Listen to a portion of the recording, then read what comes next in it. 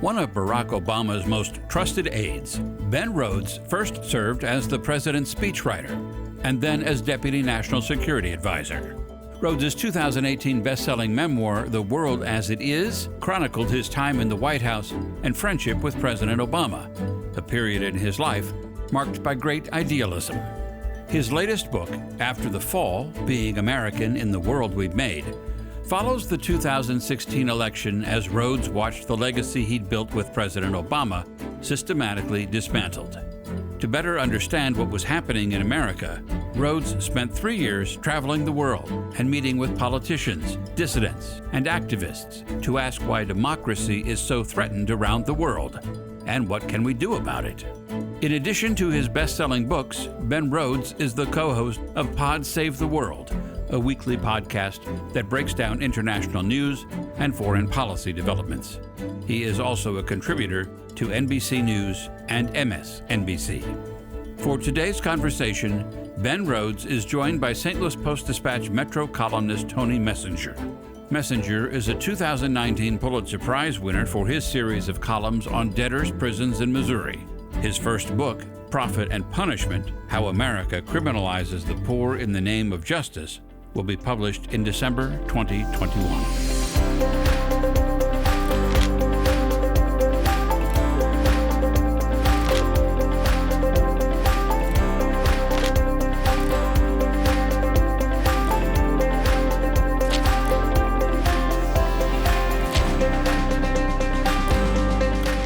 My name's Tony Messenger, and I'm the Metro columnist with the St. Louis Post-Dispatch. On behalf of the St. Louis County Library and HEC Media, I'm thrilled to be speaking today with former Deputy National Security Advisor Ben Rhodes. He's a New York Times bestselling author, and he's here today to talk about his new book, After the Fall, Being American in the World That We've Made. Ben, thanks for being here today. Great, Tony. Great to be with you. You know, what struck me as I was reading your book is that it's got sort of two competing and yet compatible narratives. One of them is your struggle with the current sort of crumbling state of American democracy. And then the other part of the narrative is how people in the rest of the world, particularly Hungary, Russia, and China, are seeing what's happening in this country through their eyes. Was that your intention as you went out to write the book, to write it in those two competing narratives, or did that just happen through the reporting process?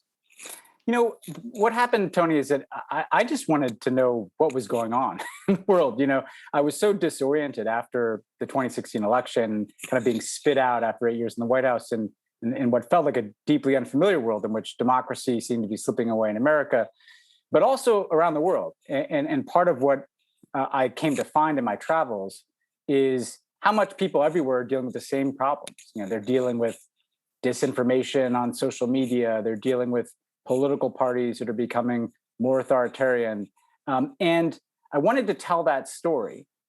And I realized that it was better to not have this be like a work of political analysis, you know, another person sitting here diagnosing the world's problems, but rather make it a personal story. Like I'm kind of going in search of answers here. I'm just trying to figure this out. I wanted to be kind of a stand-in a way for whoever's reading this book. You know, come with me and let's meet with the Hong Kong protesters to see how they're experiencing this. Let's meet with, you know, Alexei Navalny, Putin's chief opponent in Russia, and see how he's dealing with this. Let's meet with these young people in Hungary, because I knew that I had a suspicion that what we'd find is we're all dealing with the same thing. And then the book comes back home to America. But I made myself kind of a guide or a portal so that when you're reading this, what can seem like complex and distant events is just something that we're all looking at and dealing with in our own way. How hard was it being outside the White House and just seeing this as a citizen who can write about it, can talk about it, but other than that is relatively helpless like the rest of us to just see what's going on around us?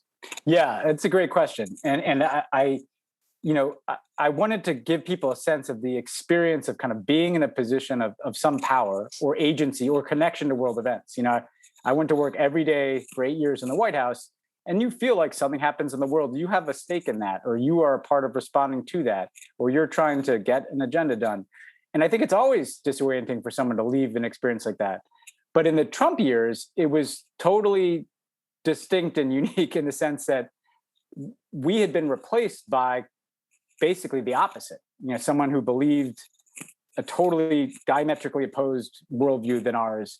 Someone then who set about kind of dismantling everything that Barack Obama did, that I worked on with kind of gusto, and someone I would argue who kind of distorted or did away with the concept of even objective reality itself. And so I described it as feeling a bit like an exile, in my own country, because I'm kind of spit out from this position of power and influence. I'm just another guy, waking up in the morning, getting my 2 girls ready to get out the door for daycare. And I'm looking at my phone like everybody else to see what's the latest crazy thing that happened. But often the latest crazy thing that happened was something that directly impacted, something I worked on. He's tearing up an agreement that I worked on, or he's accusing me or my former boss of doing some terrible thing that I have no idea what he's talking about. And so I wanted to give people a sense of just how strange that experience was, to find my footing.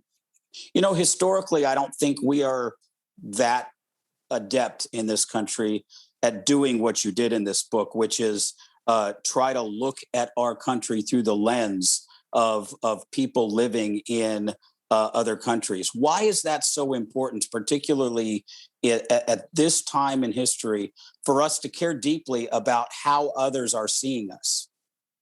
Well, I think there's 2 important ways. First is because it can allow us to understand ourselves better. And for me, when I really had the idea to write this book, is I met a young Hungarian activist. He's an anti-corruption activist, basically part of the political opposition in Hungary, where there's a dictator essentially named Viktor Orban, who was elected prime minister of Hungary in 2010. And over the last decade, he's kind of turned this once democracy into kind of a one-party autocracy.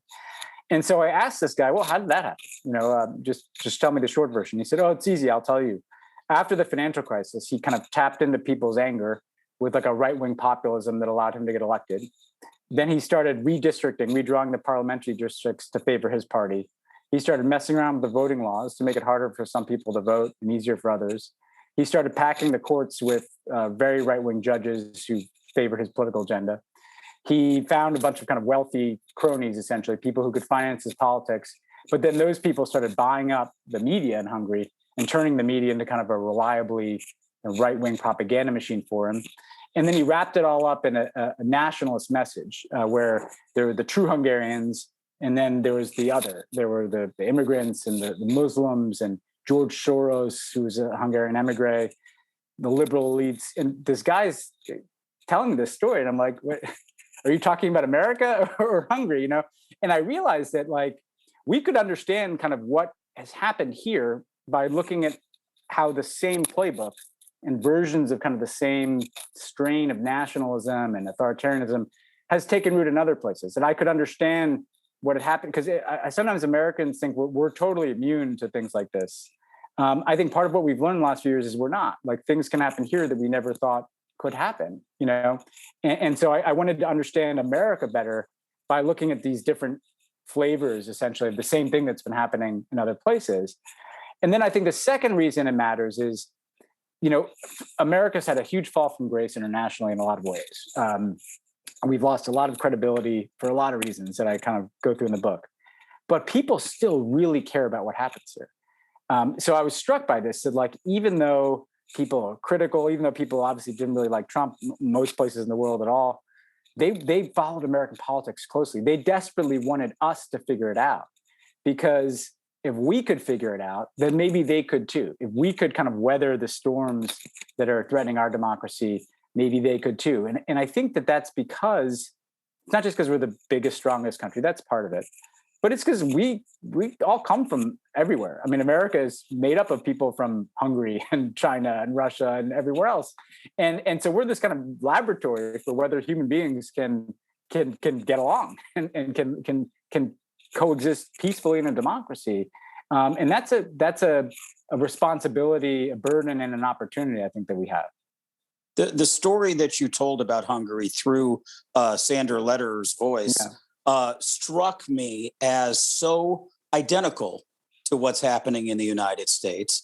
And It was, in fact, as you talked about, Republican operatives who helped teach Viktor Orban how to create the authoritarian country that he now leads. Do you believe that, with the similarities, looking at exactly what happened in Hungary and the demonization of George Soros, and those same things still happening in this country, do you believe the election of Joe Biden can help turn that around, or are we so far down that path in terms of large swaths of the Republican Party committing to that strategy that there's going to have to be another way to turn that around? So I think that, Joe Biden's election at least arrested, I think, like a descent to really threatening to lose a democracy here in the United States, but it didn't turn it around. I think the Republican Party itself, if you look at the experience since the election, they've chosen to continue down the path that they've been on, which is, I think, an increasingly anti-democratic path. I think what I learned in reporting this book and why I'd be so excited for people to read it and kind of come with me to places like Hungary is I learned a lot about what's happened in America, in the sense, including what people like me missed, right? Which is, you mentioned the story of Sándor Lederer, but he kind of traced the story of the post-Cold War years and how this kind of really rapid expansion of globalization and the spread of markets, what people saw in like the Missouris of Hungary, right? And not just the cities, but in the more rural areas or the smaller cities, is they saw this inequality and growing, and a sense that there's something that's not fair about this system. There's some people getting phenomenally wealthy at the top, and everyone else is kind of just hanging on. At the same time that globalization itself is kind of threatening people's sense of traditional identity. My traditional value set, or suddenly culture itself is globalized. It's not, there's no local paper, there's no kind of local sense of belonging. And then the financial crisis happens in 2008, and it was like the bottom falling out from under these people. And Viktor Orban comes along and says, well, I have the answer. The answer is to make Hungary great again, basically. And we're going to blame all these other people for our problems and just put your trust in me. And then what happens is an enormous amount of money is spent to kind of lock in this message, to take the grievances that those people had that are legitimate, but then kind of morph them into anger at shifting sets of targets, and we've been through this in the United States, right? Muslims, a black president, socialism, George Soros, Antifa. It's, wake up every week. It's the same argument. It's just directed at someone else, right? You talked a lot about your own rage, waking up and looking at the headlines on the phone and seeing some of what you helped work on in the Obama administration be teared down, but just the rage of the dealing with a Republican Party that has separated itself from reality. And as I was reading about in the book 2 or 3 times as you're talking about your rage, I kept waiting for you to sort of make a decision. Is the rage good, or do I need to put the rage away? And toward the end, I got the sense that you were influenced by what the Dalai Lama had to say in his meeting with President Obama about finding the inner good with everybody. How are you dealing with that? On a daily basis, do you still try to use that rage as inspiration, or do you try to tamp it down a little bit? I really wanted to wrestle with this, and I wanted to be very honest. I wanted to find the most honest voice I could in this book, and that some of that conversation was so interesting. I was talking to Alexei Navalny, right? And I'd asked him, like, how do you keep at it? I mean, this is a guy, if people haven't followed that, he was poisoned by Putin. He's in prison in Russia now. And he had described to me how it was kind of rage at the dishonesty and corruption all around him that just sustained him and made him feel like he had no other choice but to keep doing his work.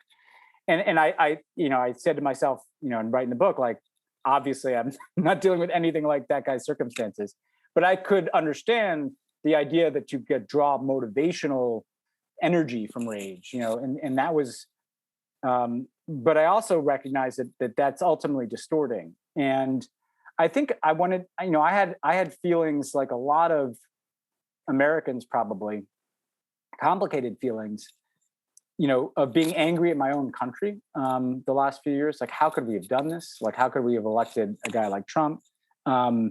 And then, as I'm sure some Americans felt during the pandemic, like, how could we be treating each other like this? I have small girls, and how could we not be doing everything we could to limit the trauma that they're experiencing because of the way in which this pandemic is not being controlled in this country? But yeah, like you're right. It's very perceptive to note that Obama met the Dalai Lama, and he kind of asked them, "Hey, like, do you have any advice?" Like, things are, and it was really a genuine moment from Obama. It was after the election. And Trump is president, and he says, like, there's all this tribalism, there's everything feels so ugly. What should I make of this? And I could tell he was genuinely searching, and the Dalai Lama gave this answer that was like, he grabs Obama by the head and pulls it close and says, essentially, we are all connected and all capable of love. And the obvious advice he was giving was, don't succumb to despair and anger. And it felt anodyne. It felt kind of like a dodge, I said at the time. Then I thought about it. I was like, well, if you really believe that, that is kind of got to be your starting point. And by the end of the book, I find that I could still love this country and love what it's supposed to be, and actually could love it more because of how it had been threatened. And I write about, even looking at, as someone who's kind of interacted with the Black American experience from working with Obama to obviously through the protests of last summer, I've been struck by, people who have every reason to be angry at this country, like, seem to love most ferociously what it's supposed to be, maybe not what it is, And so for me, where I think you can transition from anger to more constructive, positive feeling is, I can see what's wrong and be angry about it, but I can't allow that to prevent me from loving the good and what we're supposed to be. And that we're all a part of that. Even the people that I don't agree with are a part of that. We're all part of this big, complicated, messy place, America, and that's where I end on the kind of hopeful note of, like, America. We've been able to figure stuff out before, but only because people didn't give up. People didn't succumb just to rage. They decided to love what this country is supposed to be.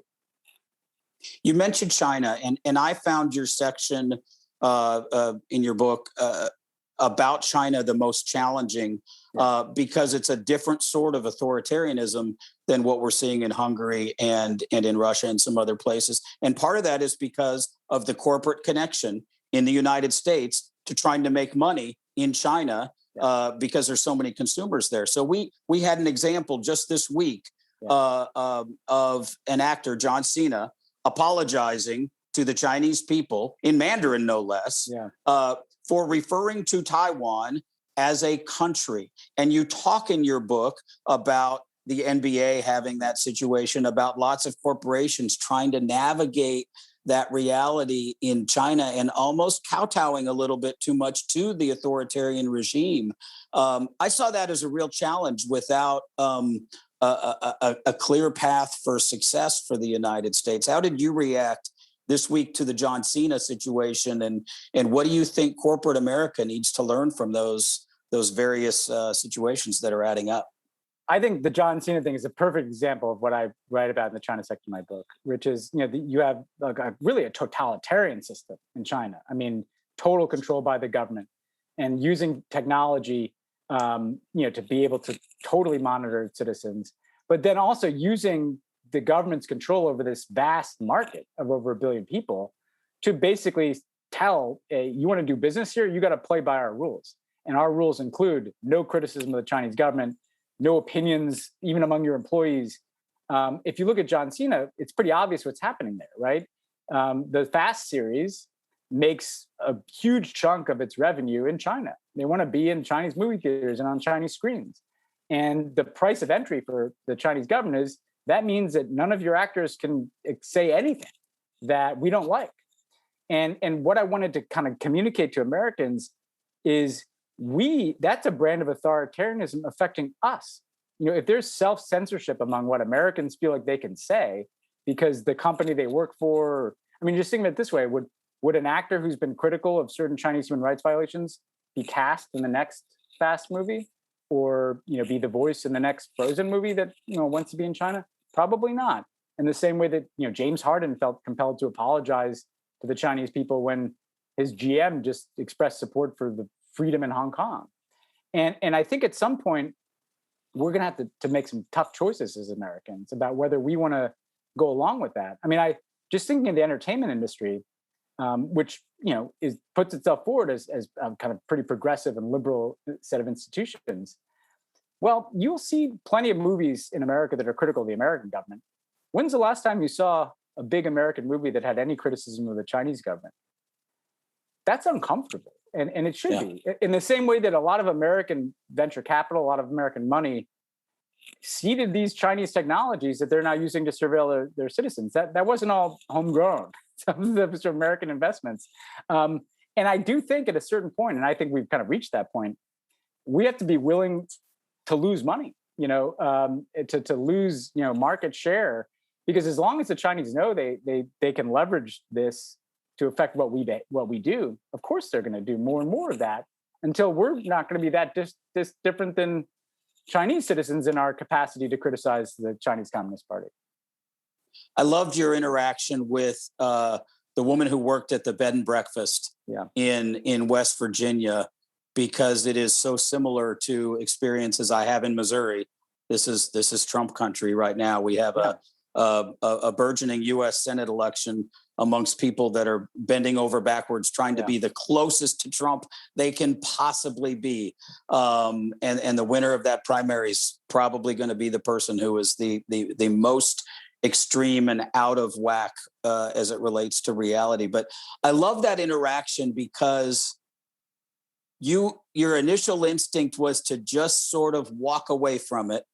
And instead you stayed and you engaged. And I think there was some value in that. Yeah. I mean, what was so interesting about that interaction is there was value, and then there was also something alarming, right? So this was a woman I was working my first book, and we were having a pleasant conversation, and it became evident she was a Trump supporter. And then it became evident she'd kind of, inhabited a lot of the conspiracy theories, including about me, the Benghazi attacks and all the rest of it. And we had this conversation where she didn't know who I was. And it was incredible. It was just a pleasant conversation, even though we were disagreeing. And she was clearly a very nice person. And then the next day when she'd figured out who I was, she was mortified. Oh my God, I never would have said that if I knew who you were. And we kind of apologized to each other in the way you do. And you want to have a positive interaction, not a negative. And the upside to that was I realized in this kind of human moment, like, she's a very nice person, and she was surprised. She kept telling me, but you're nice. You're not like the person I've read about, and it was a reminder in this country that, like, my dad's from Texas. So like I have like a big Texas family where there's a lot of Trump supporters, I'm sure. And you have to remind yourself, we're all human beings and capable of kindness to one another, capable of understanding one another. We consume the same culture for a lot of our lives. That's the positive, is that we don't have to fear each other or assume the worst in each other. The negative is she truly believed these things that I just don't think they're true. Like and you talk about Missouri, or the information system around that woman. She'd voted for Barack Obama twice. There's no way she's voting for a Democrat anytime soon again, because she doesn't consume the information she consumes. It's not just Fox. Like Fox is the short end. Fox is like the most responsible, right.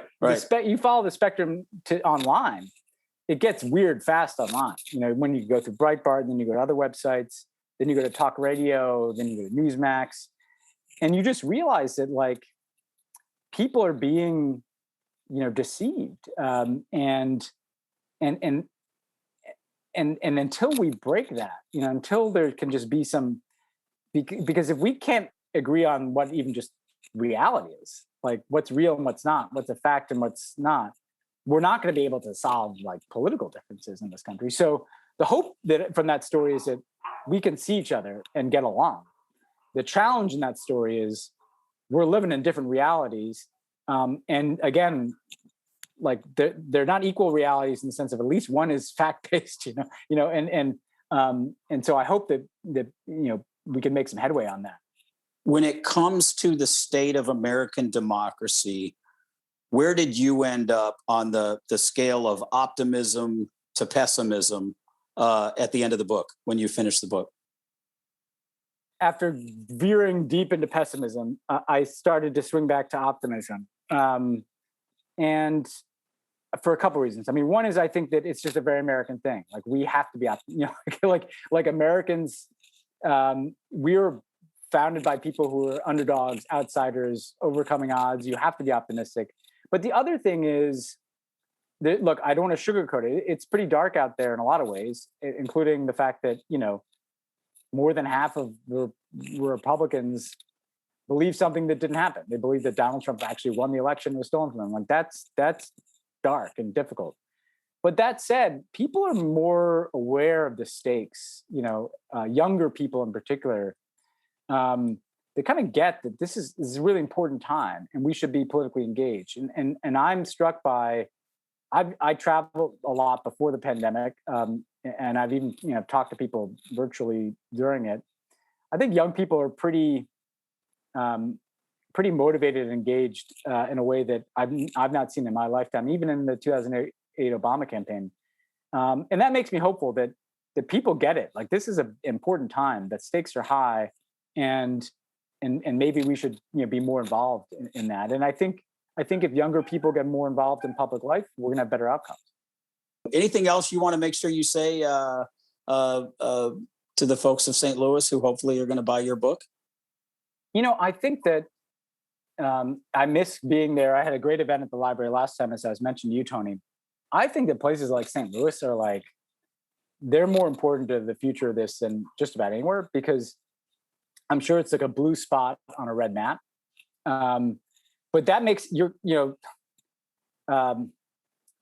that speaks to the importance of not just kind of becoming like a siphoned off from the rest of Missouri. Like I'm in Los Angeles. Like I'd have to go pretty far to find people that I have to convince.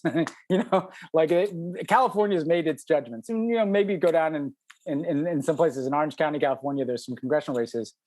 I just hope that people in St. Louis see themselves still as a part of Missouri, if that makes sense. And I know there are conservatives in St. Louis too.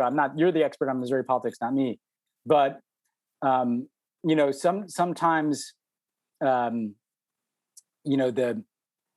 I found even in other countries, in places like Hungary, is it's not necessarily Budapest, the cosmopolitan capital, that is going to shift the needle back in the direction of democracy. It's the other cities, it's the places that